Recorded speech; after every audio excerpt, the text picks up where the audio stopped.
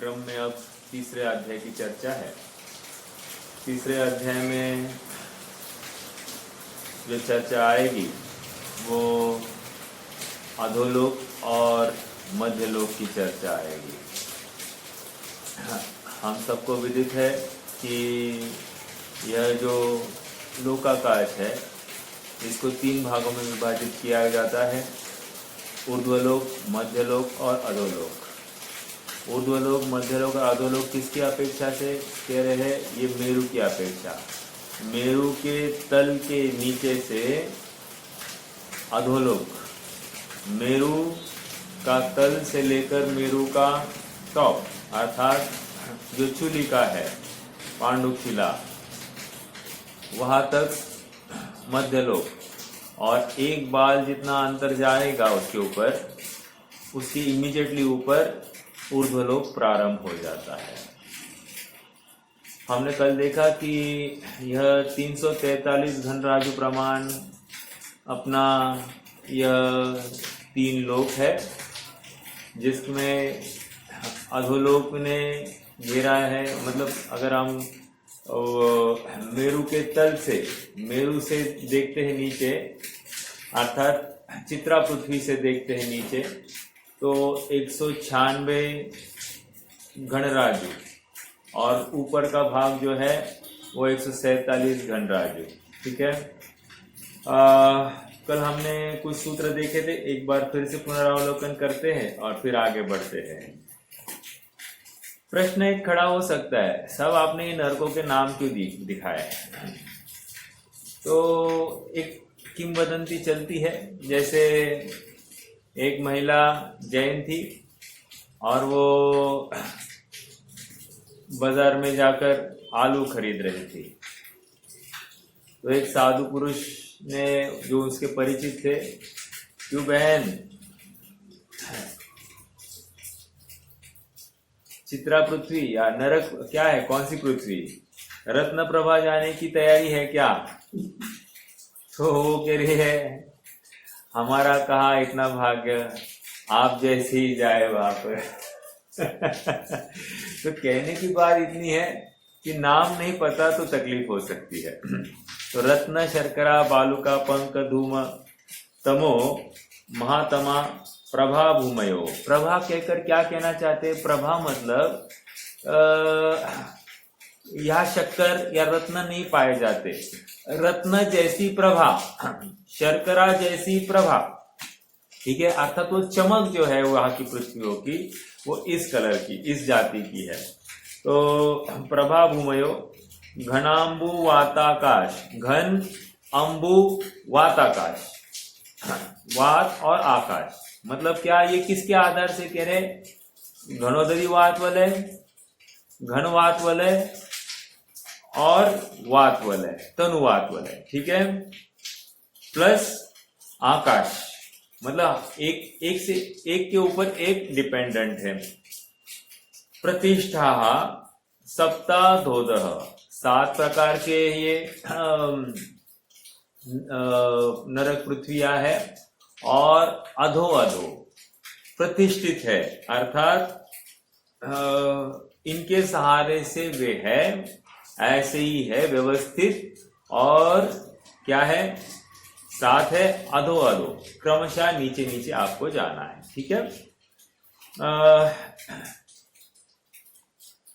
फिर शिष्य का प्रश्न आया कि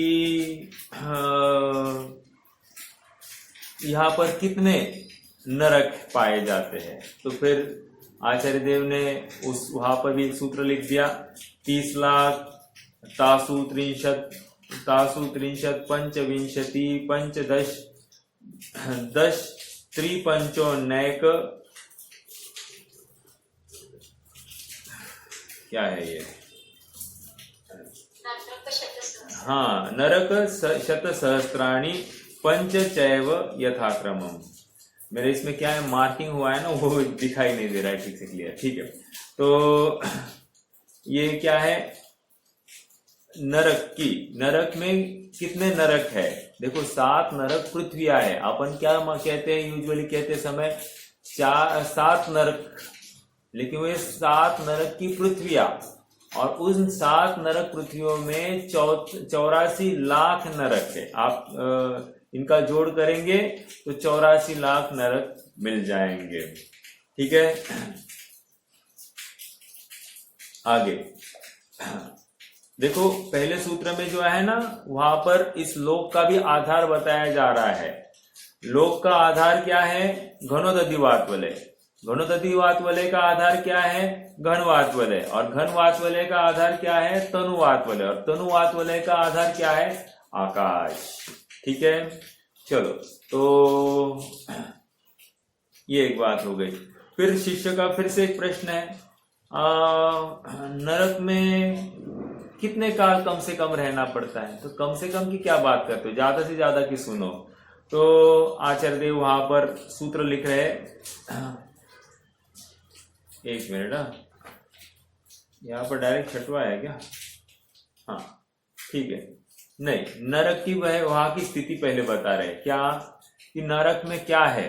तो कह रहे हैं कि नारका नित्या शुभतर लेशा परिणाम देह वेदना विक्रिया। नारकियों की परिस्थिति कह रहे हैं, नित्य अशुभतर लेशा, निरंतर संक्लेश परिणाम से युक्त है एक। दूसरा क्या है? देह वेदना, मतलब देह में निरंतर वेदना है। ठीक है, और क्या है? विक्रिया वाले हैं। तो ये नारकियों की परिस्थिति अशुभतर लेशा। थोड़ा सा विचार तो करो ना, कल श्रेयांश आया था घर पर, थोड़ा सा उसकी तबीयत नरम थी तो, और आज ठीक हो गया। तो मैं कहा, क्यों भाई, कल और आज में फर्क है कि नहीं? बोला हाँ है। तो ऐसा क्या फर्क है? कह रहा है कि कल ऐसा कुछ सूझ नहीं रहा था और आज विषय में प्रवृत्ति कर रहा है। मतलब देखो, जैसे ही पाप का उदय आ जाता है ना, जीव एकदम मुंह लटका के बैठता है, और जैसे ही पाप का उदय हट जाता है ना, जीव फिर से विषय में लग जाता है। ये तो उदाहरण उसका दे रहा हूं, लेकिन ये प्रत्येक जीव का ऐसा ही तो है। और इसलिए तो हमको बार बार छठाला की वो पंक्तियां याद करनी, जब लो न रोग जरा गहे तब लो झटती निज हित करो। आज एक बहुत अच्छी बात सुनी, क्या कह रहे? ये जीव पंचम काल में जन्मा है और चाहता है भोग चौथे काल जैसे, और करता है परिणाम छठे काल जैसे। समझ में आया क्या? अर्थात कैसे इसको, मतलब सुख शांति की प्राप्ति कैसे होगी, ये स्वयं विचार करें। नरक की बात कर रहे कि कैसे, बहुत सारी बातें हैं कि नरक क्यों जाता है, ये तो हम आगे देखेंगे ही देखेंगे। लेकिन ऐसी जगह जाने के योग्य परिणाम नहीं करे, इसका इस संबंधी जागृति आज ही वर्तमान में होनी चाहिए। समय बीत जाने पर हम यहाँ यत्र तत्र हाथ पांव मारे विचार करें, योग्य नहीं है।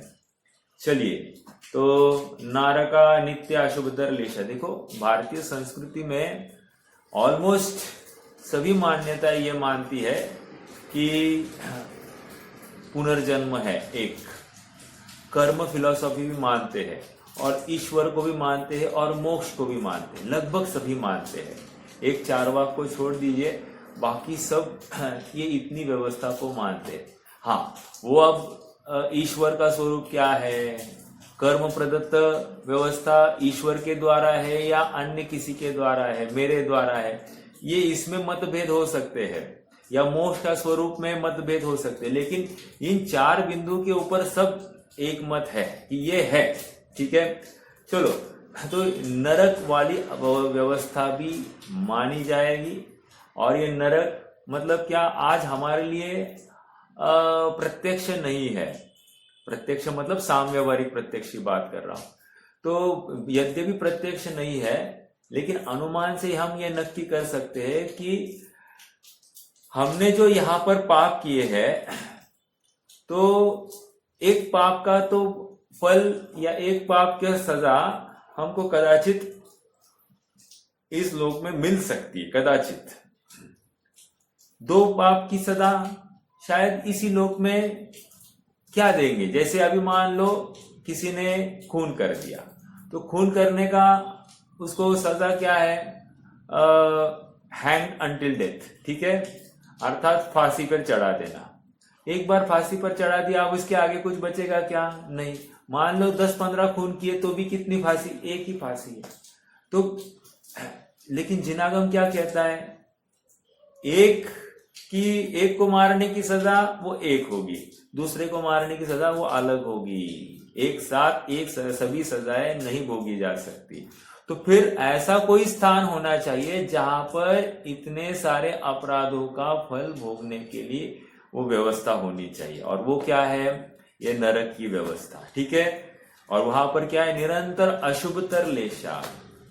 आप विचार तो कीजिए, निरंतर संक्लेश परिणाम, आकुल चित्त परिणाम, निरंतर शरीर में दाह वेदना है, ठीक है, दुर्गंध भरा शरीर है, एक दूसरे को तकलीफ देने वाली व्यवस्था है, हाँ, उष्णता एकदम तीव्रता के स्तर की, शीतलता तो एकदम शीत, तो इतनी शीत तो एकदम वो भी तीव्रता के, मतलब एक्सट्रीम क्लाइमेट, ठीक है। अभी एक न्यूज़पेपर में आया था कि कहीं पर इस साल 54 डिग्री टेम्परेचर होने वाला है। हाँ, उसको डेथ प्लेस ऐसा कुछ नाम ही है ऐसा उसका, कि वहां पर कोई जीवित रह नहीं सकता उतने तापमान में। तो 54 डिग्री टेम्परेचर, तो 54 डिग्री, हमको यहाँ पर 40 डिग्री में ही तकलीफ होती है, तो 54 डिग्री में कौन जी सकता है, समझ में आ रहा है। तो हम नरकों की बात क्या करें। आइए आगे बढ़ते हैं। चौथा सूत्र, परस्परोदीरित दुखा, अर्थात ये नारकी एक दूसरे को परस्पर में दुख देते रहते हैं। विचार तो कीजिए ना थोड़ा सा, मेरे निमित्त से मेरे घर वालों को किसी को तकलीफ हो रही है, तो क्या हो गया, परस्पर दीरित दुखा, राइट।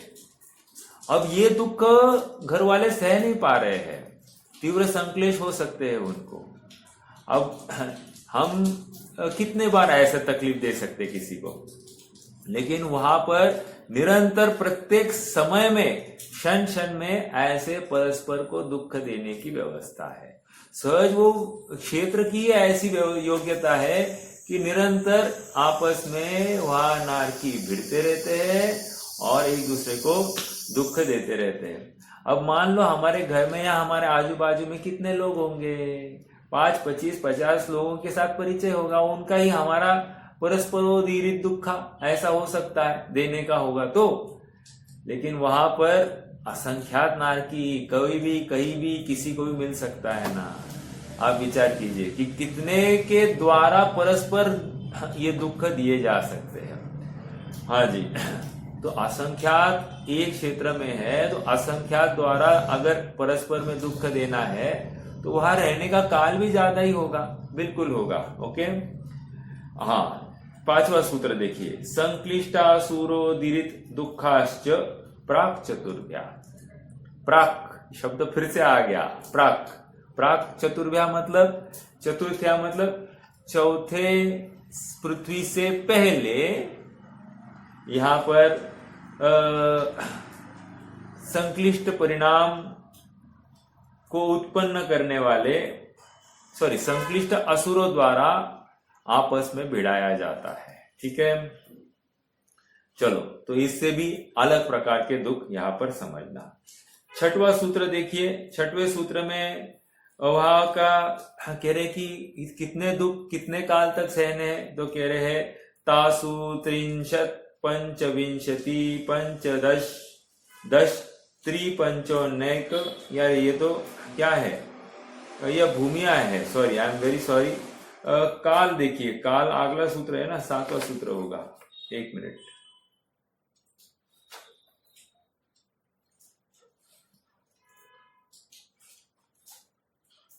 मैंने बराबर लिया क्या?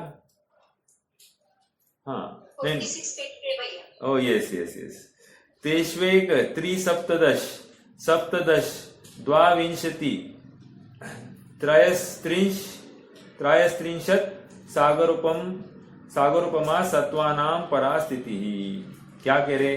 तेष्वेक, एक मतलब पहले नरक पृथ्वी की पूरी मैक्सिमम आयु कितनी है? कह रहे एक, ठीक है। एक क्या? सागर, वो सागरोपम अंत में लिखने वाले, तो हम सबको अभी पढ़ते जाएंगे। तेष्वेक, एक सागरोपम, तीन सागरोपम, फिर सप्तदश, सात सागरोपम, 10 सागरोपम, सप्तदश सागरोपम, ठीक है। द्वाविंशति, 22 सागरोपम, और फिर त्रयस्त्रिंश, 33 सागरोपम। अर्थात 1, 3, 7, 10, 17, 22, 33। समझ में आया? ये क्रम से लगा लीजिए। तो इतने सागरोपम के लिए यहां पर इतने दुख भोगने पड़ते हैं। परास्थिति कहकर क्या कहना चाहिए? परा मतलब क्या होता है? परा मतलब उत्कृष्ट, ठीक है, उत्कृष्ट स्थिति। और अपरा मतलब क्या? जघन्य, ठीक है। जघन्य कितनी है? तो इसके लिए कोई सूत्र नहीं है, टीकाकारों ने लिखा है कि जो मतलब मान लो पहले नरक की उत्कृष्ट कितनी है? 1 सागर, तो दूसरे नरक की जघन्य स्थिति 1 सागर 1 समय हो गई, ठीक है। तीसरे नरक की कितनी हो गई जघन्य स्थिति? 3 सागर 1 समय। चौथे नरक की कितनी हो गई जघन्य स्थिति? कह रहे 7 सागर 1 समय।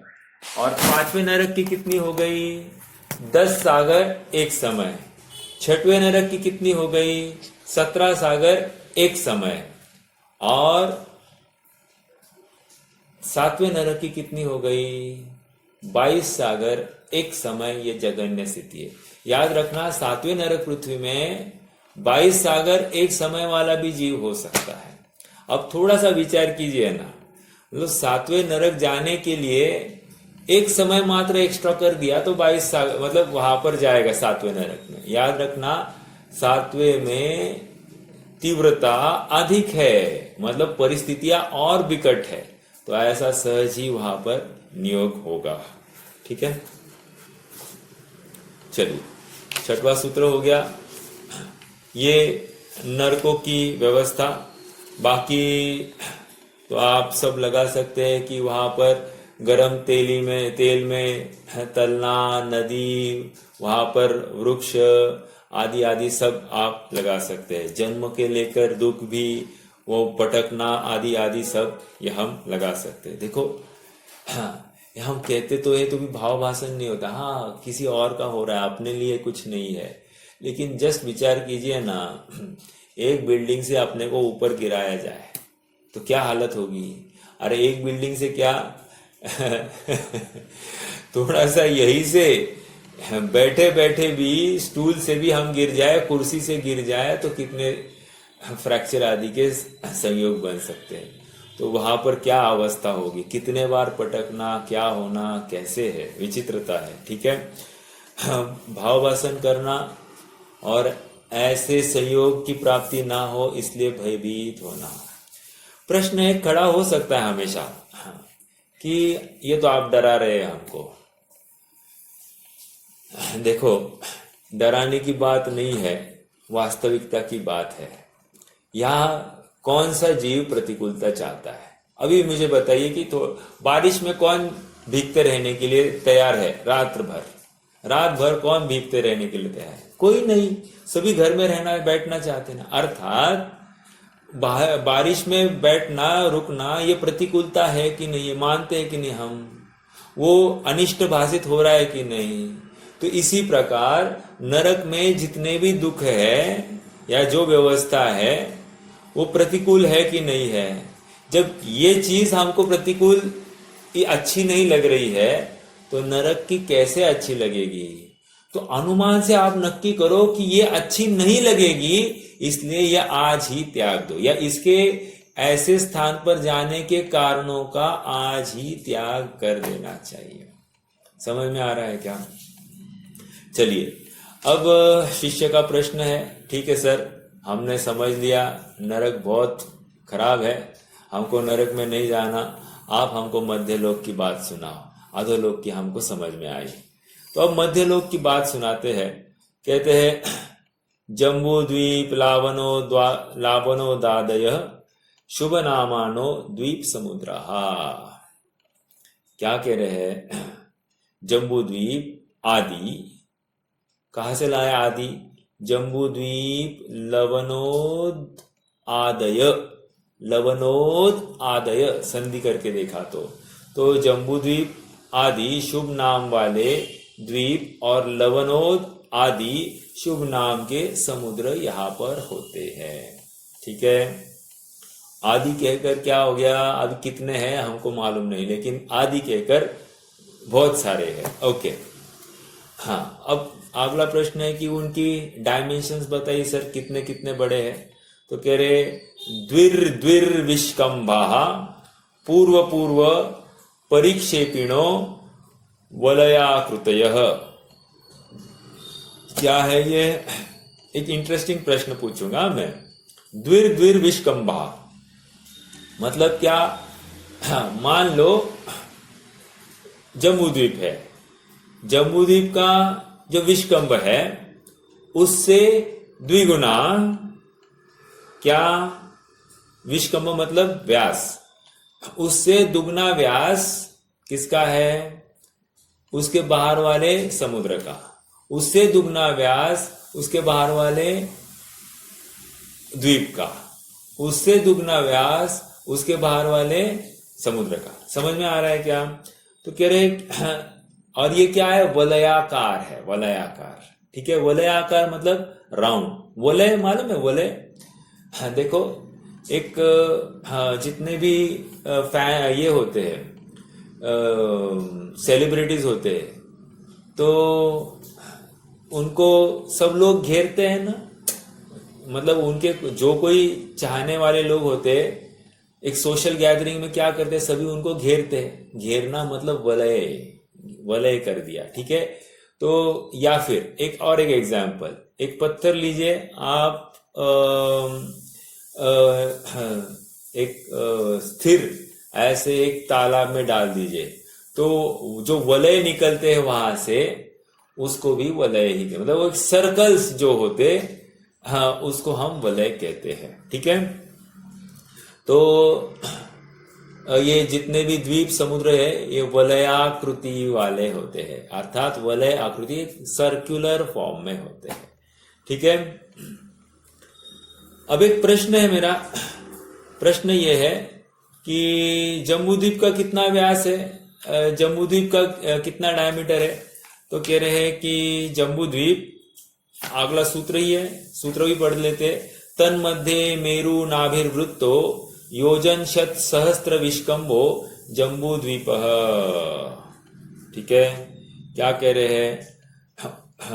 इसके बीच में, सबसे बीच में, मतलब इस लोक के बीच में कौन है? मेरु नाभिर्वृत्तो, नाभि के स्थान पर क्या है? मेरु। ठीक है, क्या है उसका डायमेंशन भी दिया है, योजन शत सहस्त्र। शत सहस्त्र मतलब लाख, तो 1,00,000 योजन। ठीक है, सॉरी 1,00,000 उसका नहीं दे रहे, ठीक है, 1,00,000 योजन विष्कंभ वाला जम्बूद्वीप है। जम्बूद्वीप का विष्कंभ कह रहे 1,00,000 योजन है। ठीक है, तो जम्बूद्वीप 1,00,000 योजन, और पहले ही फॉर्मूला दे आए हैं। क्या फॉर्मूला? कि द्विर मतलब दुगना दुगना, दुगने दुगने व्यास वाले हैं। तो अब इसके ऊपर से हम लवनोद का व्यास निकाल सकते हैं। कितना हो गया? इससे दुगना, तो दो लाख योजन हो गया। फिर पुष्करार्ध का, सॉरी धातकी खंड का क्या होगा? 4 लाख। समझ में आ रहा है क्या? एक प्रश्न है मेरा अभी, मान लो 1,00,000 योजन का अपना जम्बूद्वीप है और लवनोद कितने टाइम्स बड़ा होगा, कितने टाइम्स, हाँ मतलब उसका व्यास जम्बूद्वीप से कितना गुना ज्यादा है। जम्बूद्वीप का व्यास मान लो x, तो लवनोद का व्यास कितना होगा, कोई एक आइडिया टेंटेटिव?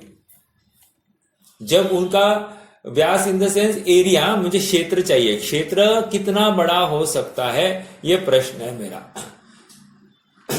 दिया क्या है, दिया ये है कि जम्बूद्वीप का व्यास 1,00,000 योजन और लवनोद उससे दुगने व्यास वाला है।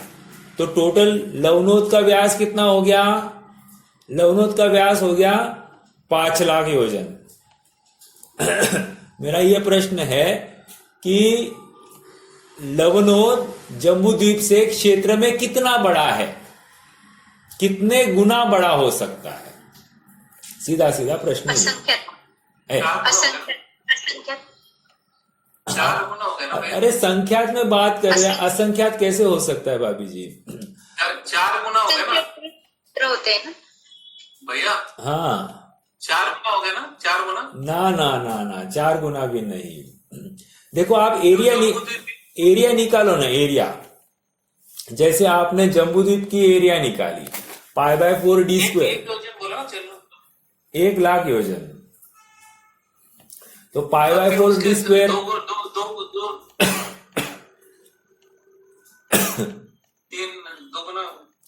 लगभग 19-20 टाइम्स बड़ा है। लवनोद ही 20 गुना लगभग, एक एवरेज बोल रहा हूं, हाँ उसमें कम ज्यादा हो सकती है, मतलब मोटा मोटा 19 गुना है, लगभग 19 गुना बड़ा है। तो मतलब एक जम्बूद्वीप ऐसे कितने बैठेंगे लवनोद में? 19 बैठेंगे, 19। समझ में आया? अब और क्षेत्र बढ़ गया किसका? धातकी खंड का। तो धातकी खंड और 4-4 लाख योजन है ना, उसका व्यास निकालिए, वो कितना बड़ा होगा। तो एक जम्बूद्वीप से धातकी खंड कितना बड़ा होगा, आप इसका एक अनुमान लगाइए। जब ये 20 गुना है तो वो भी कुछ ना कुछ लवनोद से वो एक 20-25 गुना होगा। मैंने तो अंदाज, मैंने निकाला नहीं है, ये तो होमवर्क सबके लिए, कि कितना बड़ा हो सकता है एक अनुमान लगाइए। तो 20-25 गुना उससे, मतलब जम्बूद्वीप से 400 गुना हो गया। समझ में आ रहा है क्या? जम्बूद्वीप से धातकी खंड 400 गुना बड़ा हो गया, क्षेत्र बढ़ गया है क्या? समझ में आ रहा है? पुष्करार्ध कितना बड़ा होगा, ये आप अनुमान लगा सकते हैं। तो हमने याद होगा आपको कि जो सिद्ध हुए हैं, कहां से ज्यादा सिद्ध होते हैं, हमने ये ढूंढने की कोशिश की थी। तो पुष्करार्ध से ज्यादा होते होंगे, ये हमने प्रूव किया था। ठीक है, तो वो कैसे? क्षेत्र बढ़ गया तो अपने आप में वहां पर जीव भी ज्यादा होंगे और मुक्त होने वाले जीव भी ज्यादा होंगे। ठीक है, हाँ। तन्मध्ये मेरु नाभिवृत्तो योजन शत सहस्त्र विष्कंभो जम्बूद्वीप। आगे बढ़ते हैं। 10वां सूत्र। शिष्य का प्रश्न है, जम्बूद्वीप के बारे में बोलो, हम यहीं पे रहते हैं, तो आप जम्बूद्वीप का थोड़ा सा बताइए ना हमको। तो वो ज्योग्राफिकल अब एक्सप्लेनेशन दे रहे हैं। क्या है जम्बूद्वीप? कह रहे हैं कि भरत, हैमवत, हरि, विदेह, रम्यक, हिरण्यवत, ऐरावत, वर्षा क्षेत्राणी।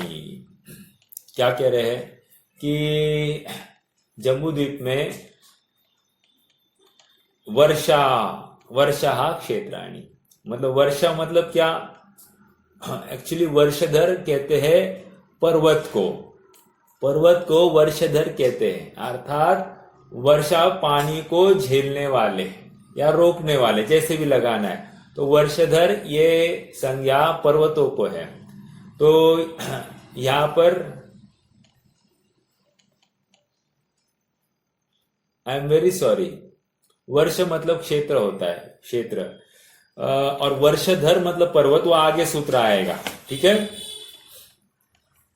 क्या है देखो फिर से, 7 क्षेत्र है जम्बूद्वीप में, कौन से? भरत, हेमवत, क्रम से लगाते जाना, भरत, हेमवत, हरि, विदेह, ठीक है। फिर विदेह के बाद में हिरण्यवत, सॉरी रम्यक, हिरण्यवत और ऐरावत, ठीक है। अब इसमें क्या विशेषता है, कह रहे हैं जैसे भरत क्षेत्र लीजिए, भरत क्षेत्र में 5 म्लेच्छ और 1 आर्यखंड, ठीक है।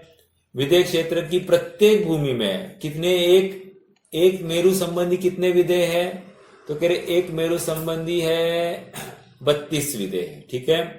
तो 32 विदेह में एक विदेह में 5 म्लेच्छ और 1 आर्यखंड, समझ में आ रहा है क्या? 5 म्लेच्छ खंड हर एक विदेह में होंगे, ठीक है।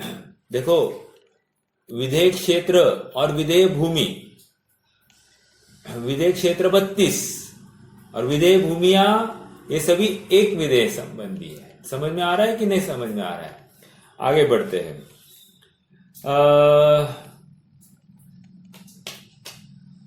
विदेह क्षेत्र में अभी वर्तमान में 20 तीर्थंकर विद्यमान है, सभी विदेह की बात करके, और कम से कम 4 अपने यहां पर और अन्य 4 मेरु संबंधी 4, तो टोटल 16, और ये 4 20, तो ऐसे 20 विदेह की मतलब 160 भूमियों में 20 तीर्थंकर तो नियम से विद्यमान रहते हैं। हाँ, 11वां सूत्र, तद विभाजनो, अर्थात इन क्षेत्रों का विभाजन अब यहां पर आया, ठीक है। तद विभाजन पूर्वापरायता, पूर्व से लेकर अपर मतलब पूर्व से लेकर पश्चिम तक क्या है, हिमवन महाहिमवन, निषद, नील, रुक्मी, शिखरिणो, वर्षधर, पर्वताः। वर्षधर अर्थात इनको पर्वत कहते हैं, ठीक है।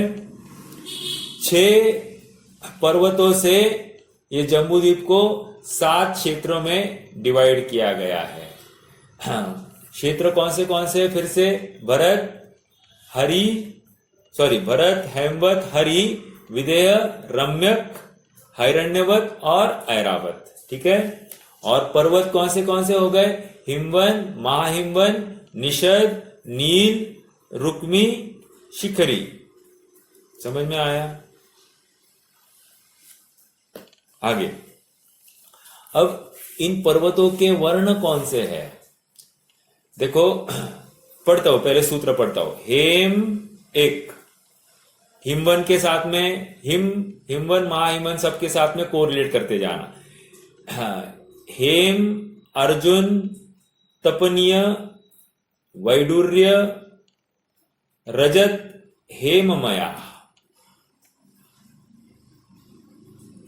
क्या है हेम मतलब हिमवन जो है ये हेम के वर्ण का है, हेम के वर्ण का कहो या मया कहकर हेममय है, मय मतलब वो सोना ही है, ऐसा कह रहे, ठीक है। तो 2 मत चलते, कोई कहते हैं इसका वर्ण हेम वाला है और कोई कहता है कि ये सोना ही मानो, ठीक है। फिर से हेम अर्जुन, दूसरा क्या है, अर्जुन मतलब चांदी का वहां पर पाई जाती, किसमें, महाहिमवन। फिर तपनीय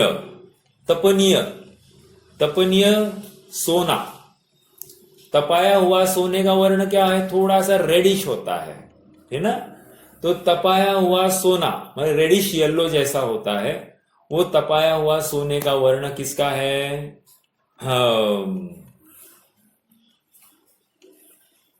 हिमवन, निषद का, ठीक है। निषद का आया कौन सा, तपाया हुआ सोना, फिर वैडूर्य, वैडूर्य मणि किसका है? ये नील पर्वत का, ठीक है। रुक्मी पर्वत का फिर से चांदी, ठीक है। वैडूर्य रजत, रजत आ गया यहां पर, देखो एक जगह पर अर्जुन नाम दिया, एक जगह पर रजत नाम दिया। अब जैसा सूत्र बैठता है वैसा हो जाता है, ठीक है।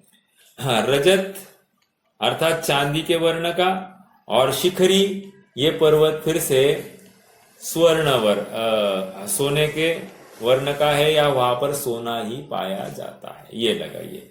तो देखो ना, सोना चांदी दो जगह पर है ना। हिमवन, महाहिमवन और रुक्मी शिखरी ये सेम कलर के हैं, मतलब करेस्पॉन्डिंगली। और मात्र निषद और नील, इसमें अंतर है। निषद है तपाया हुआ सोना और नील वैडूर्य मणि का।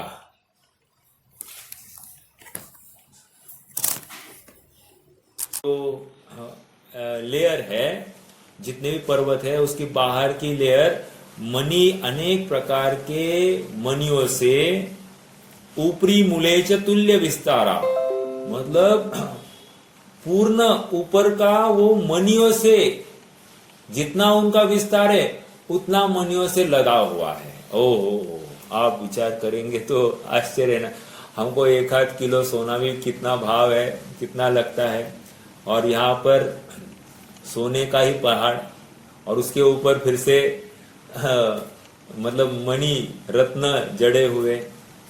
देखो एक झटके में इनसे भेद विज्ञान करना है तो क्या कहना, ये सब मिट्टी है, पृथ्वी है, एक केंद्रीय है। एक केंद्रीय से अपन अपनी महिमा, अपने को अपना ऐश्वर्य भाषित हो, ये तो पामरता है, दीनता है। मेरी सामर्थ्य, मेरा चैतन्य, यही मेरी लक्ष्मी है, यही मेरा वैभव है। ऐसा जिस दिन जिस समय हमको विश्वास हो जाता है, अपने आप बाहरी सोना चांदी मोती आदि का सब वो अट्रैक्शन जीरो हो जाता है, ठीक है। हाँ जी, आगे बढ़े। मणि विचित्रा पार्श्वा, पार्श्व मतलब होता है लग कर, ओके, बाजू में ऐसा बाजू वाला होता है, नजदीक कहो या उसी के ऊपर लगा हुआ, ठीक है।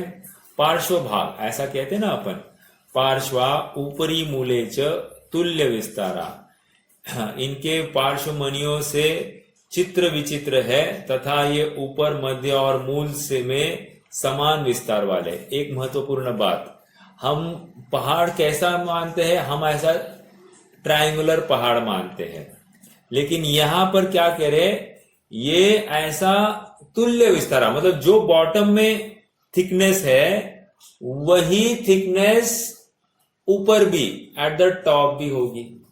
समझ में आया क्या ये? और ये पूर्व से लेकर पश्चिम तक इनका कंटिन्यूअस विस्तार है, ठीक है। तो ये दो बातें महत्वपूर्ण है ना। हाँ जी,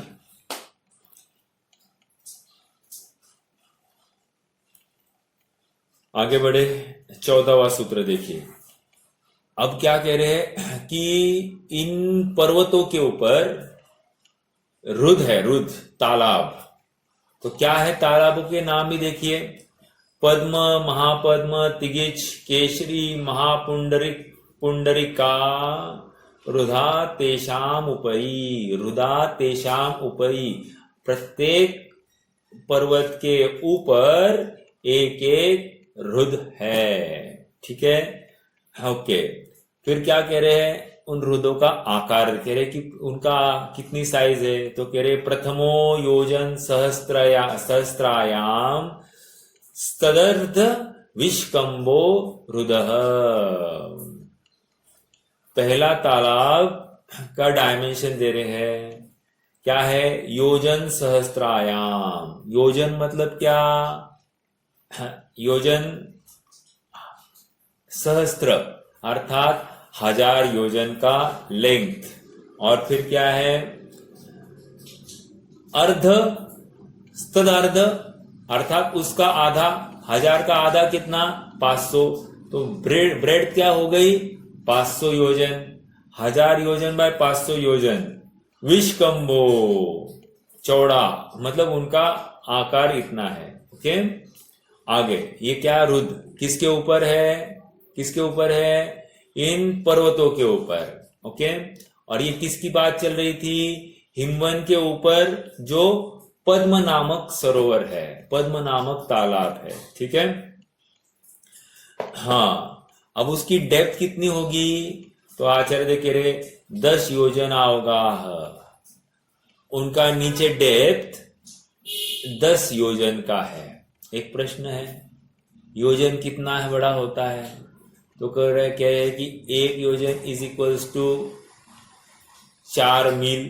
ठीक है, तो आप इमेजिन कीजिए कि ये कितना बड़ा होगा, समझ में आ रहा है क्या।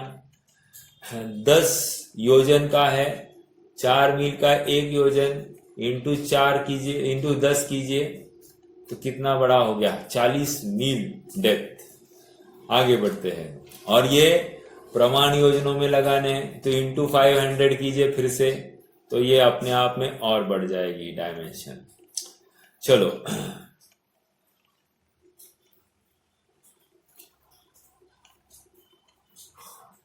तन्मध्ये योजनम पुष्करम।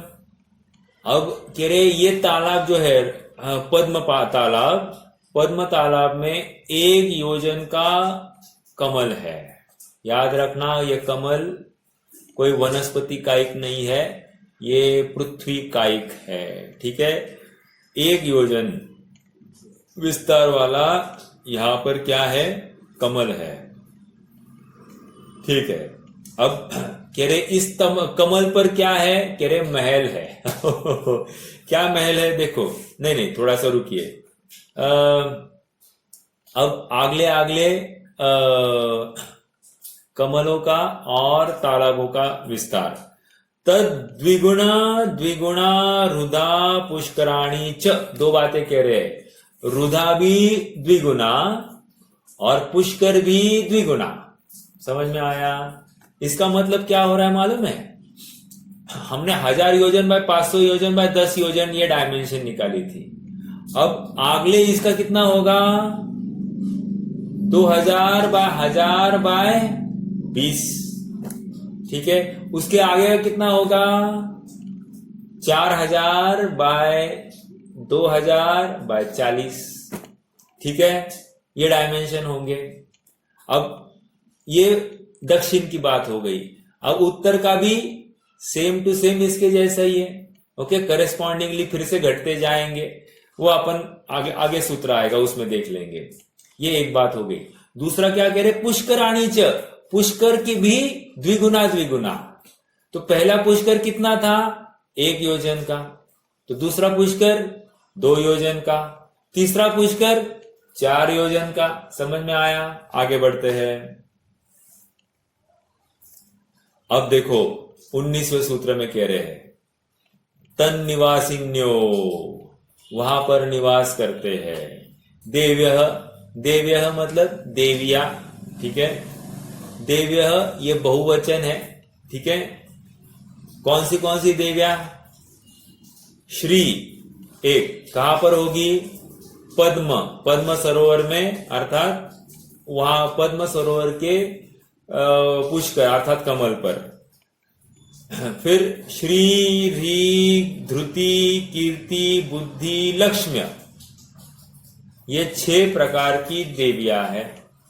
एक कमल पर आप उनका महल इमेजिन कीजिए। ठीक है, एक बात ये हो गई। दूसरी भी आयु भी साथ साथ कह रहे, पल्योपम स्थितितय, उनकी आयु 1 पल्योपम की है।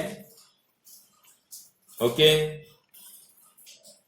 और एक बात कह रहे हैं, ससामानिक परिषद का, सामानिक और परिषद जाति के देवों के साथ या उनके, वे भी यहीं पे रहते हैं।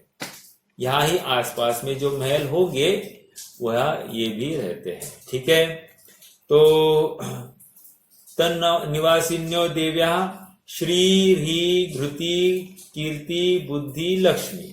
ठीक है। देवी ये स्वर्ग की देवियां है और इनकी आयु बहुत कम है, देखो एक पल्ले की। वैसे एक पल्ले की आयु की कौन से क्षेत्र में हो सकती है, किसी को एकदम ऐसा आइडिया है? एक पल्ले की आयु, जगन्य भोग, हाँ जगन्य भोग भूमि में एक पल्ले की आयु है, उत्कृष्ट आयु। चलिए 20वें सूत्र में आ जाइए।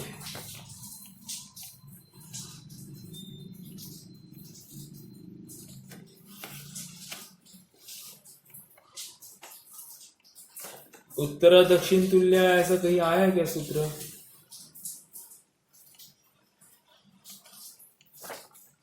नहीं, चलो देखते हैं आगे आएगा। हाँ, अब नदियां कह रहे इन तालाबों से अब नदियां निकलती है, तो नदियों के नाम दे रहे हैं। गंगा सिंधु रोहितस्या हरिकांता सीता सीतोदा नारी नरकांता सुवर्ण रूप्यकुला रक्ता रक्तोदा सरितस्तन मध्यगाहा। अर्थात के मध्य से, अर्थात उनमें से सरिता अर्थात नदियां निकलती है। कौन सी? गंगा सिंधु रोहितस्या, गंगा सिंधु रोहित, ठीक है। एक मिनट, हाँ गंगा सिंधु रोहितस्या हरिकांता सीता सीतोदा नारी नरकांता स्वर्ण कुला रूप्य कुला रक्ता और रक्तोदा, ये नदियां बहती है। ओके, द्वयोर्द्वयो पूर्वाहा पूर्वगाहा, क्या कह रहे हैं? दो में पूर्वा, दो में जो पहली नदी है पूर्वगाहा, पूर्व में बहती है। समझ में आया? दो का अभी जोड़ा कैसा? गंगा सिंधु, तो गंगा कहाँ जाएगी? गंगा जाएगी पूर्व में, ठीक है। सिंधु जाएगी पश्चिम में, ठीक है। फिर आगे रोहितस्या में कौन सी? रोहित जाएगी पूर्व में, रोहितस्या जाएगी पश्चिम में। समझ में आ रहा है क्या? फिर आगे हरिकांता, हरित जाएगी पूर्व में, हरिकांता जाएगी पश्चिम में। फिर सीता सीतोदा, सीता जाएगी पूर्व में, सीतोदा जाएगी पश्चिम में। सीता सीतोदा कहाँ है? विदेह क्षेत्र में है, ठीक है। आगे नारी नरकांता, नारी पूर्व में, नरकांता पश्चिम। सुवर्णकुला रूप्यकुला, सुवर्णकुला जाएगी पूर्व में और रूप्यकुला जाएगी पश्चिम में। और रक्ता रक्तोदा, रक्ता पूर्व में, रक्तोदा पश्चिम में जाएगी, ठीक है। तो ये द्वयोर्द्वयो हो, दो नदियों में से पूर्वा, पहली नदी कहाँ जाएगी? पूर्व में जाती है। बस ये इससे सूत्र है। 22वां देखिए ना, शेषास्त्वपरगा, अर्थात बची हुई, अर्थात पश्चात वाली नदी, ये अपर दिशा में मतलब पश्चिम में जाएगी। यदि पहली पूर्व में गई तो बची हुई पश्चिम में जाएगी, ठीक है। समझ में आ रहा है ना? चलो आगे बढ़ते हैं। अब कह रहे देखो इन नदियां, ये 14 नदियां निकली, लेकिन 14 नदियों का परिवार कितना है? परिवार मतलब ट्रिब्यूटरीज कितनी होगी, ये जरा विचार करना। 14 नदी सहस्त्र परिवृत्ता, गंगा सिंध द्वादयो नद्य, कह रहे हैं इनका परिवार, परिवृत्ता मतलब परिवार। क्या कह रहे हैं? सहस्त्र 14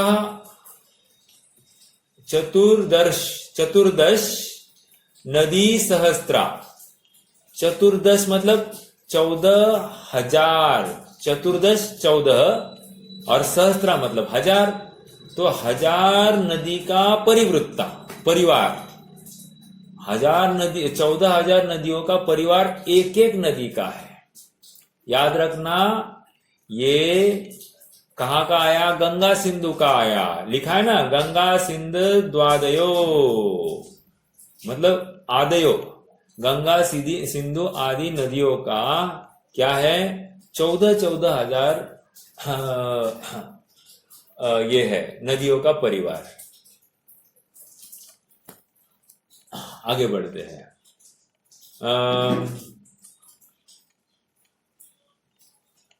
एक मिनट। हाँ, 14,000 नदियों का परिवार हो गया।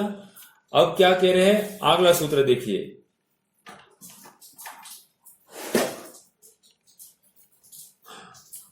भरत षड्विंशति। अब ये क्षेत्र कितना है? क्षेत्र कितना है योजनों में ये पूछ रहा है। भरत षड्विंशति पंच योजन शत विस्तार षट चैकोन विंशति भागा योजनस्य। क्या है? थोड़ा सा अपन पढ़ते हैं ये। हाँ, भरत क्षेत्र की बात कर रहे हैं। पूरा जम्बू द्वीप में मात्र भरत क्षेत्र लेना।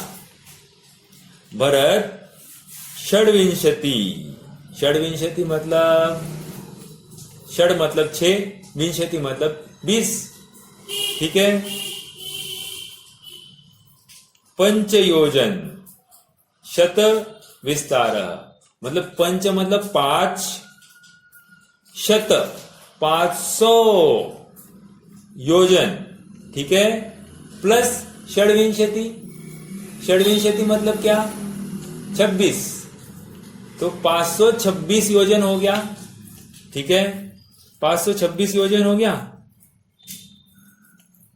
आगे देखिए, षट चैकोन विंशति भागा। षट मतलब 6/19 भागा आ रहा है ना। षट चैकोन विंशति, एकोन विंशति अर्थात 1 ऊन विंशति, 20 में 1 कम कीजिए तो एकोन विंशति, तो 6/19 क्या योजन, मतलब टोटल कितना हो गया? भरत क्षेत्र का विस्तार बता रहे हैं 526, 6/19 योजन। समझ में आया? ये फ्रैक्शन में है, 6/19 मतलब 1/3 हो गया मोटा मोटा, तो लगभग 526.33 योजन ऐसा लगा दीजिए, ठीक है। हाँ देखिए, अभी 25, तद द्विगुणा विस्तारा वर्षधर वर्षा विदेहांता।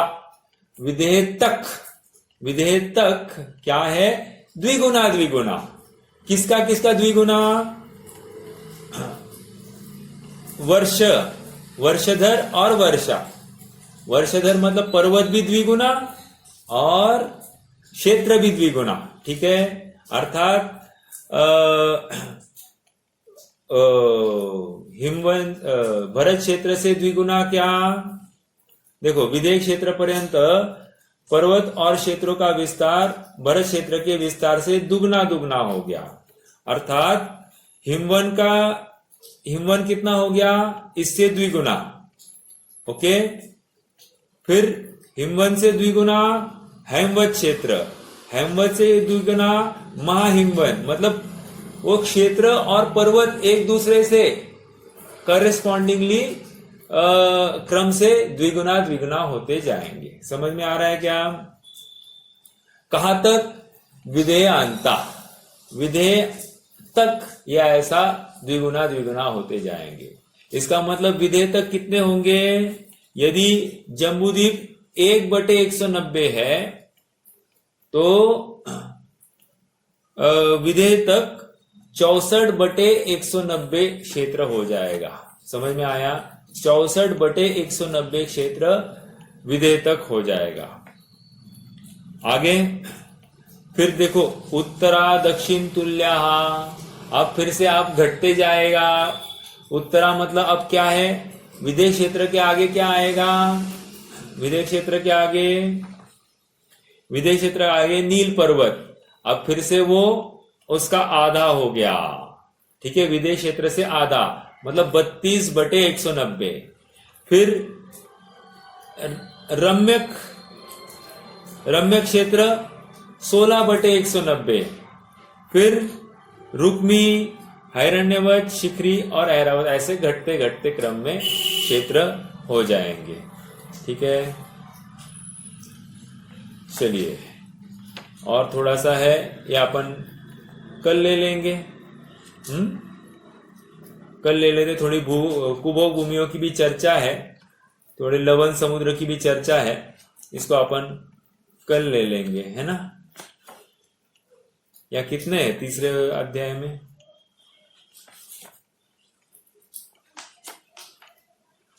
हाँ ठीक है, अपन कल चर्चा लेंगे। अच्छा, और एक बात रह गई थी कहनी, कल एक प्रश्न आया था। प्रश्न ये था कि 84 लाख योनिया क्या है? तो 84 लाख योनिया, नीता भाभी ने भी सही कहा था कि ये इन्हीं 9 योनियों का विस्तार है। देखो 9 योनियों में क्या है? शीत, उष्ण, शीतोष्ण, ठीक है। फिर सचित्त, अचित्त, सचित्त अचित्त, और संवृत्त, विवृत्त और संवृत्त विवृत्त, ऐसे ये 9 है। लेकिन इनके 84 लाख योनियां कैसे हो गई? फिर 84 लाख योनियां इस प्रकार हो गई कि एक एक के भेद होंगे, फिर समझने पड़ेंगे अपने को।